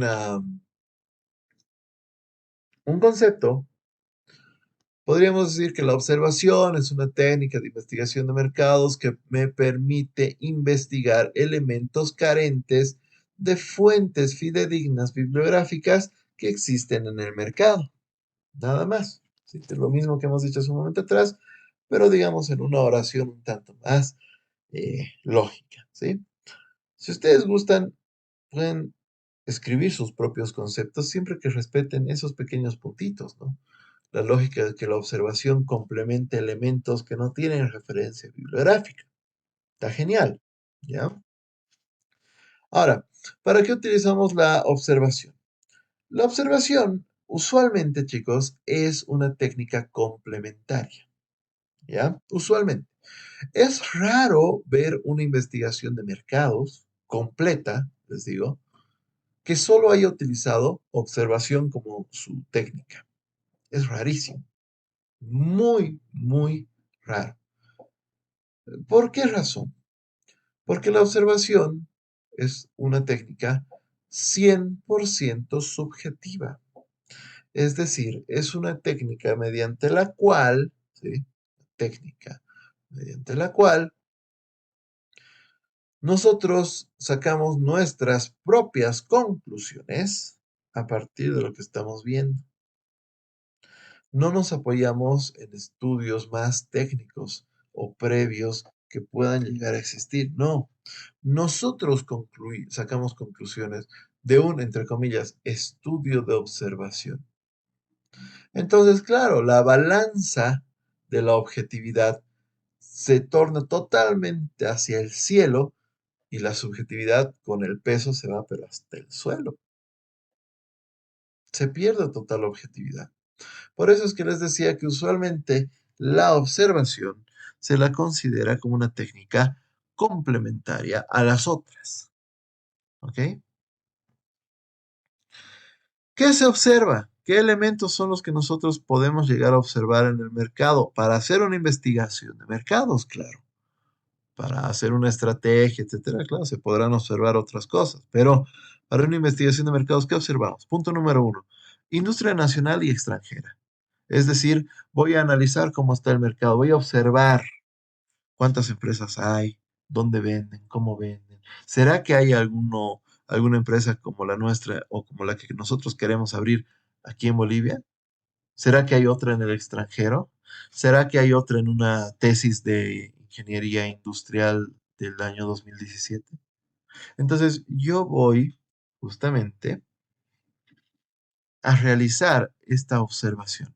Pero fíjense que yo ya no necesito, digamos, hacer, como les decía, la generación documental. Aquí simplemente es observar. Ahora, gracias a la observación, chicos, yo puedo llegar a encontrar fuentes que no había encontrado en mis técnicas previas. Es decir, por ejemplo, yo he encontrado en, no sé, digamos, en Italia, encontré una empresa que es prácticamente igual a la que yo quiero abrir aquí en Bolivia. ¿Sí? Entonces yo puedo justamente en mi análisis, en observación, colocar que he encontrado una empresa como esta y posteriormente en la técnica, digamos, de una revisión documental, yo podría investigar más acerca de esta empresa, sus datos estadísticos, sus ventas, sus tipos de productos, etcétera, y referenciarlo a partir, tal vez, por ejemplo, de su página web, de su página de Facebook, etcétera. Es decir, la observación puede ayudarme a mí a darme luces para posteriormente profundizar en la investigación con una revisión documental. ¿Listo? Pero si no hay, tampoco quiere decir que no se puede. Por eso les digo, la observación simplemente es decir, existía una empresa en Italia que hacía lo mismo que yo quiero hacer. No hay información al respecto, pero sí la he podido evidenciar, haciendo una observación, por decirles en Facebook. He visto, la página ya no funciona, ya no existe, ya no publican hace 5 años. Entonces simplemente he observado, pero que sí existía algo como el mío. Ahora, ¿cuál sería? Porque acuérdense que cualquier técnica de investigación, chicos, vincula a una conclusión. Entonces, si yo estoy observando que una empresa parecida a la mía ha dejado de funcionar hace 5 años, yo ya tengo que cuestionarme, ¿no? A ver, ¿qué pasó? ¿Por qué habrán cerrado? Y tratar de, con la misma observación, tratar de indagar un poco más. A veces se encuentra información, a veces no. Resulta que la empresa había tenido problemas con el Estado, no sé. Pueden suceder muchas posibilidades, ¿ya? Pero lo ideal es tratar de investigar para tratar de determinar qué pasó, ¿no? Y lo propio sucedería en el lado opuesto, que yo he encontrado una empresa igual a la mía que tiene éxito en otro país, digamos, en Japón. Entonces yo quiero también, gracias a la observación, a ver, ¿qué hacen? A ver, buscaré alguna publicidad, veré qué están haciendo, cómo lo hacen. Ah, ya, entonces con eso puedo concluir que si más o menos sigo una línea parecida, puede que yo también tenga éxito en el entorno. Otra cosa que yo puedo observar, ¿qué es? A la competencia. ¿Qué están haciendo? ¿Cómo lo están haciendo? La gente les compra, ¿no? Por ejemplo, yo podría ir a pararme al supermercado y ver cuántas personas se acercan y compran Nescafé y cuántos compran Colcafé, ¿no? Entonces, a ver, de las 100 personas que hoy día he visto, 90 han comprado Nescafé y 10 han comprado Colcafé. Conclusión, obviamente, Nescafé es el producto más demandado. Y yo quiero vender café. Entonces, Nescafé debe tener algo que a mí me interesa investigar y es la razón por la que la gente les compra tanto a ellos y no a otras marcas. Entonces, investigaré acerca de Nescafé para mis estrategias posteriores en ventas. Esa es la observación también. ¿Listo? Entonces, observa la competencia, quiénes son, cuántos son, si la gente se comporta con ellos, si va, si los demanda, ¿no? Ese es el siguiente punto justamente. ¿Qué hacen las personas? ¿Cómo los eligen? ¿Cuánto los eligen? Hay una alta rotación de productos en los mercados, en los supermercados, en las tiendas, sus precios, cómo están, la gente cómo reacciona a ellos, ¿sí? Y finalmente también lo que hacen las otras empresas para vender, ¿no? Sus estrategias. De pronto vemos en el supermercado que hay 10 empresas que venden café, pero solo una, X, tiene ahí, por ejemplo, su activador, que puede ser un varón, una dama, que están ofreciendo muestras gratis del producto. Eso es una estrategia. Eso lo está haciendo. Sí, allá. Entonces, aparte de eso, ver, me voy a quedar parado y voy a ver cuántas personas compran ahora, digamos que es un nuevo día y hay un promotor, digamos ahí. Entonces, con este promotor, ¿será que cambia la figura? Bueno, voy a volver a estudiar, a ver cuántas personas, de 100 personas, cuántas compran Nescafé y cuántos compran, no sé, digamos, el café Colquiri, por decir un nombre X, de esta persona que tienes, que está haciendo su promoción, digamos, ¿no? Dando muestras gratis ahí. Oh, resulta que ahora 40 de las 100 personas han comprado ese café que un día antes nadie había ni visto, pero ahora 40 personas lo compran. Entonces, tiene un impacto directo sobre el 40% del comportamiento del mercado. Posible sí, porque no son las mismas personas, obviamente, pero existe esa posibilidad. Entonces, eso también tengo que observar. ¿Qué están haciendo respecto a sus estrategias de comercio? ¿Cómo se prepara la observación, chicos? Sí, lo propio. Me voy a plantear un objetivo de investigación, que ya lo conocemos. Me voy a plantear un objeto de observación, también ya sabemos. Voy a seleccionar mis alternativas observables, es decir, voy a elegir los lugares, los productos, las páginas de Facebook, de YouTube. O sea, igual, lo propio, por eso hasta el mismo grafiquito estoy usando para las tres técnicas en realidad, porque es prácticamente lo mismo, pero en lugar de profundizar o buscar información fidedigna como una fuente bibliográfica o una fuente de investigación documental, aquí voy a buscar simplemente cosas que yo puedo ver. Sigue sin funcionar, obviamente, fuentes, digamos, X, como tal vez un rincón del vago, por ejemplo. Siguen sin funcionar. Pero sí voy a buscar información, digamos, un tanto más light en cuanto a respaldo, pero que me permita también tener alguna información interesante. Voy a seleccionar entre estas alternativas cuáles son las mejores para mí. Voy a revisar estas alternativas bajo la misma lógica. Voy a recopilar su información, sacaré fotografías, screenshots, los voy a poner en mi informe, ¿sí? Voy a luego agrupar de acuerdo a todo lo que he visto, voy a comenzar a agruparlos bajo ciertas características. Posterior a ello voy a analizarlos, a ver qué características se repiten, qué puedo yo observar a través de esta información que estoy viendo, para finalmente sacar una conclusión y ver si esto que estoy observando tiene o no tiene una coherencia lógica en el trasfondo. Y finalmente la técnica de la comparación, chicos, ¿sí? ¿Qué es la comparación? Es una técnica de investigación de mercados que a mí me ayuda a elegir entre dos alternativas. Generalmente puedo comparar 3, 4, 5, 10, sí, sí puedo. Pero cuando hablamos de comparación en nuestra mente, ¿qué se viene en ese momento? Dos cosas, dos elementos, dos personas. Sí, generalmente comparamos las características de una y otra, ¿sí? No sé qué pasó ahí con mis fotitos, pero bueno. ¿Para qué se usa la comparación? La comparación se utiliza tal cual como su nombre lo dice, para comparar qué es lo que está sucediendo entre una realidad y otra, ¿sí? Ejemplo, yo voy a comparar qué está haciendo Delicia y qué está haciendo Panda, digamos, respecto de sus helados de crema. ¿Por qué? Porque yo también voy a vender helados de crema.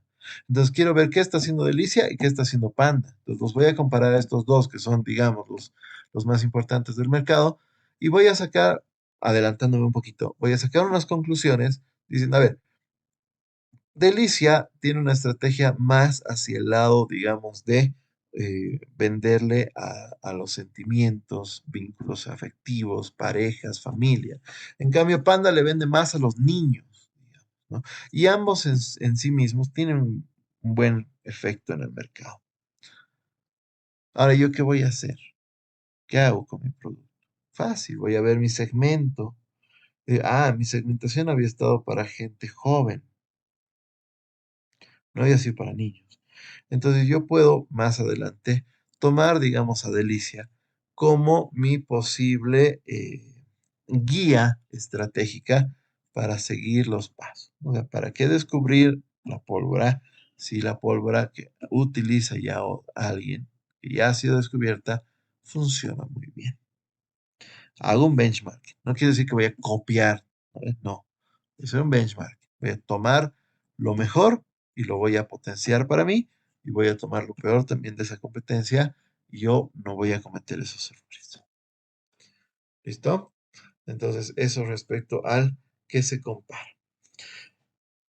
Competencia cercana es el ejemplo que les había dado, ¿sí? Voy a buscar a la competencia cercana para ver qué están haciendo, qué no están haciendo, cómo lo hacen, cómo no lo hacen, qué errores tienen, qué cosas a favor tienen.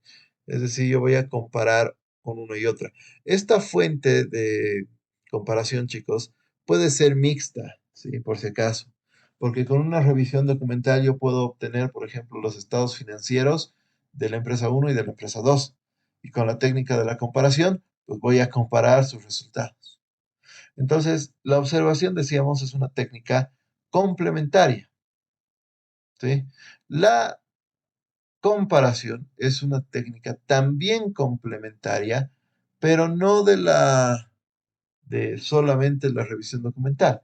Es una técnica complementaria de cualquier técnica. De hecho, por ejemplo, cuando veíamos ayer lo de los grupos focales, lo de las diadas, les decía, vamos a comparar los resultados de una diada con la de la otra diada, con la de la otra, con la de la otra, con la de la otra, para sacar conclusiones. Entonces, fíjense que sin querer ya hemos hablado de la técnica de la comparación. Entonces, simplemente es eso, ¿vale? ¿Qué otro elemento podríamos comparar? Hitos históricos, muchachos, ¿sí? Hitos históricos. ¿Qué es un hito histórico?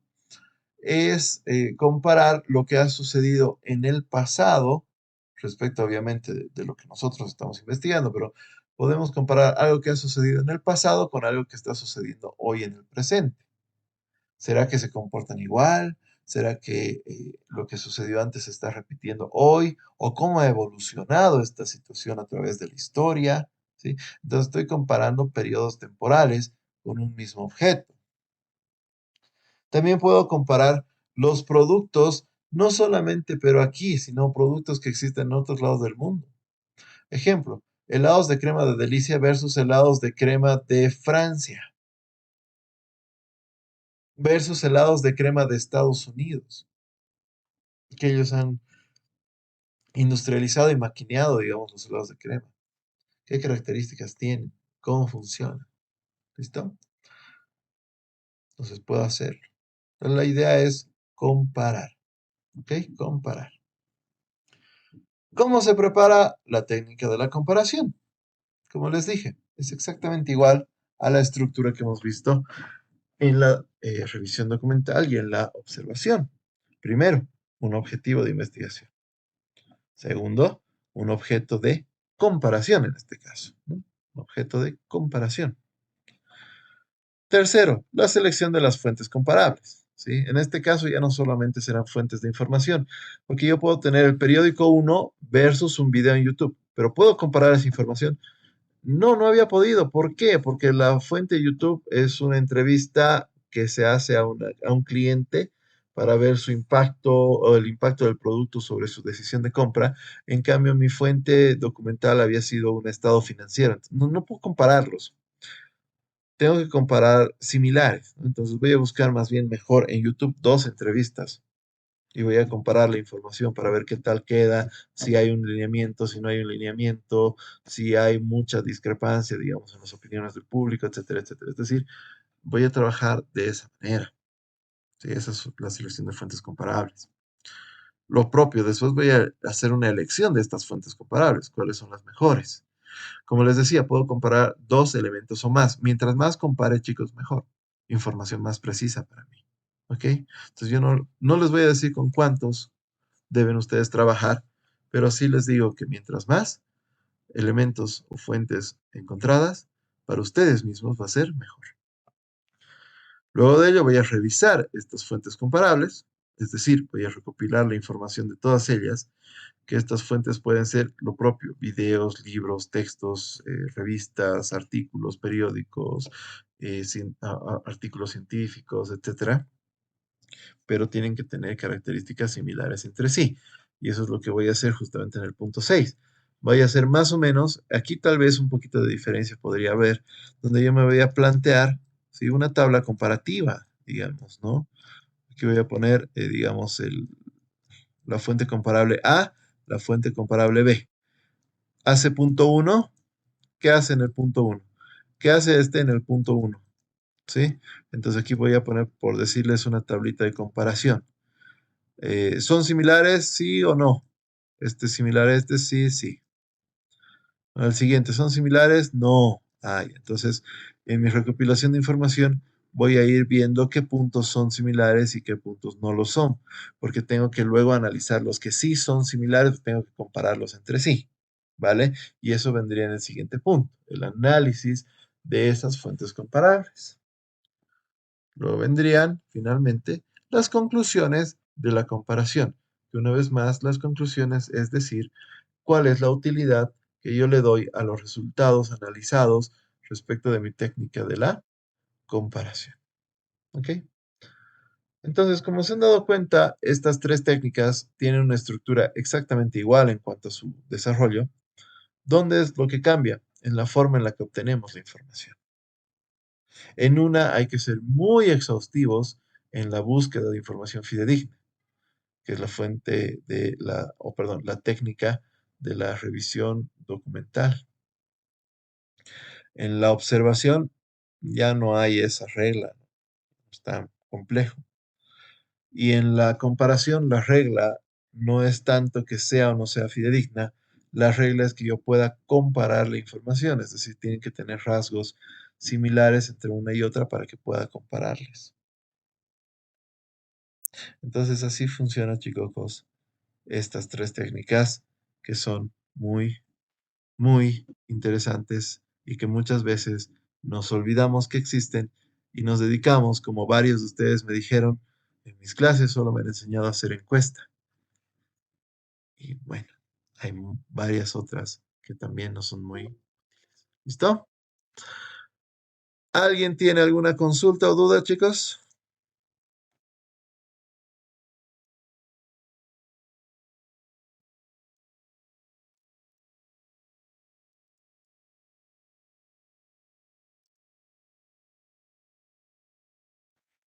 Lick, yo tengo una consulta.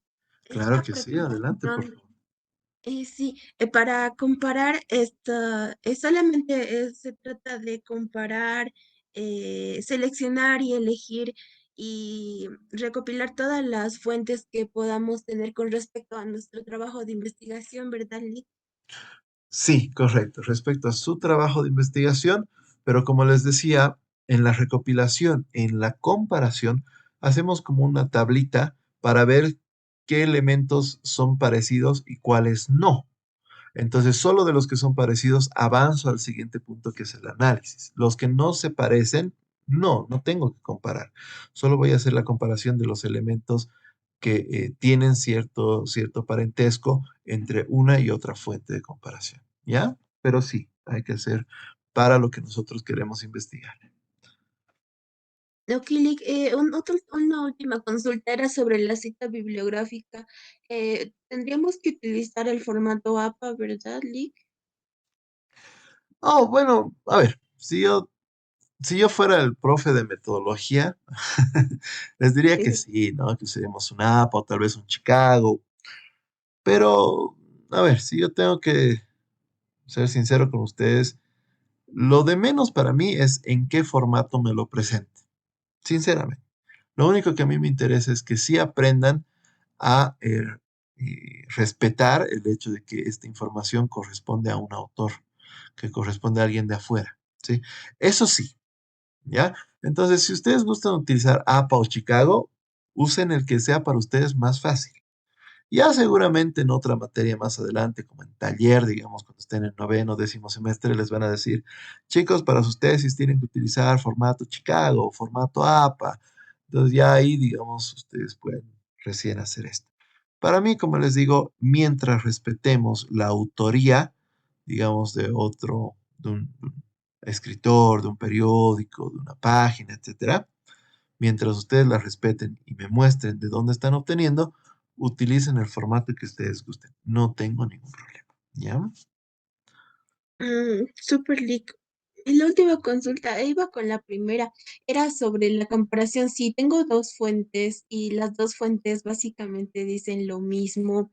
No podría hacer esa recopilación y conclusión de que, eh, bueno, tomar en cuenta solo una, ¿no? Para evitar llenar el documento de más información que llegaría a ser innecesaria porque está siendo repetitiva. Punto interesante. Si estoy trabajando en revisión documental, yo podría tomar el, como tú dices, el documento uno y luego hacer mención que existe una segunda fuente con información prácticamente igual y simplemente hacer ¿cómo se llama? Su referencia, ¿sí? O sea, es decir, en esta otra página o en este otro libro se puede encontrar en tal página, en tal parte, en tal párrafo, etcétera, se puede encontrar información similar a la que ahorita nosotros hemos investigado, ¿no? Entonces, de esa forma no tendríamos que rellenar bastante, ¿listo? Pero si estamos utilizando la técnica de la comparación, en ese caso sí ya no podríamos obviar. Ahora, no tendríamos que, como les dije, y ojo con esto, chicos, no hay que copiar y pegar todo el artículo, todo el texto, no. Solo las partes que a nosotros nos interesaría. Y generalmente lo que a nosotros nos interesa, ¿qué es? Uno o dos párrafos máximo. Ahora, ¿cómo se ha hecho la investigación, etcétera? Eso ya lo tiene que ver el investigador al hacer su trabajo. Pero en el documento generalmente solo se coloca uno o dos párrafos que llevan en sí mismos resultados o conclusiones que a nosotros nos sirven. ¿Vale? Super League, gracias. Buenísimo. Muy bien. Entonces, no sé si alguien tiene alguna consulta. Bueno, acabo de leer una consulta, bueno, más que una consulta, es un pedido, ¿no? Que está en el chat, que hoy día no hagamos tarea. No, no puedo hacer eso, chicos. Tienen que practicar. A ver, yo les propongo lo siguiente, pero eso depende de la mayoría. Pero me lo tienen que avisar, ¿ya? Me lo tienen que avisar. Les propongo algo. Todos los días les estoy haciendo trabajar, lo sé. Y en algunos casos se han excedido en tiempos hasta la tarde, lo sé, ¿no? Cuando más bien en la primera clase dijimos, voy a procurar no darles tarea para la casa, les dije, ¿no? Pero en algunos casos se ha extendido por un tema de explicación o algo así. Entonces, a ver, les propongo lo siguiente, ¿sí? Em, este trabajo de hoy día tenían que hacerme las tres técnicas, ¿sí? Eso yo les iba a pedir, las tres técnicas, hacerlas. Por eso les decía, quiero que la clase termine antes. Entonces, a ver, yo les propongo una cosa, y esto no es un grupo lo hace, otro grupo no es, o todos o nadie. Si esto, mientras estén en el descanso, en el WhatsApp les voy a poner una encuesta y ahí tienen que llenar, ¿ya? Toditos. ¿Cuáles las dos posibles opciones? ¿Ya? Primera opción. De las tres técnicas, ustedes escojan, no, no escojan. De las tres técnicas, hoy día trabajamos comparación, que es una técnica bonita, dinámica, no es pesada, ¿ya? Hacen hoy comparación para entregar en el horario de clase, es decir, hasta las 11:30, ¿ya? No les va a tomar mucho tiempo, como les digo, es una técnica bonita, dinámica, y ya para, no como tarea, sino que ya para el trabajo final, ustedes desarrollan las otras dos técnicas más, ¿sí? Pero esto para el trabajo final. Opción número dos, hoy día hacen comparación y las otras dos técnicas que se quede como tarea para que me entreguen el día lunes. Con vistas, digamos, de que mañana no tenemos clases, por si acaso, para todos los demás. Los que no se acuerdan o se han despistado hace rato. Mañana no tenemos clases, por si acaso. Entonces, el fin de semana pueden hacer las otras dos técnicas. Opción número tres. Hoy día hacen las tres técnicas. Y ahí queda, digamos, ¿no? Pero haciendo las tres técnicas, claro, les va a tomar un poco más de tiempo, no solo el horario de clases. Entonces yo en el WhatsApp, mientras estén en el descanso, bueno, me están dando otra opción, hacer las 3 técnicas para el lunes, dice. Ya, pero ¿y qué hacemos el resto de la clase? O sea, tenemos 2 horas más de clases. A ver, avanzamos, dice. Si avanzamos más, va a haber más tarea, por si acaso, ¿no? A ver, fíjense lo siguiente, el material yo tengo, siempre me preparo en adelanto por si acaso, digamos, ¿no? Entonces, material sí tengo.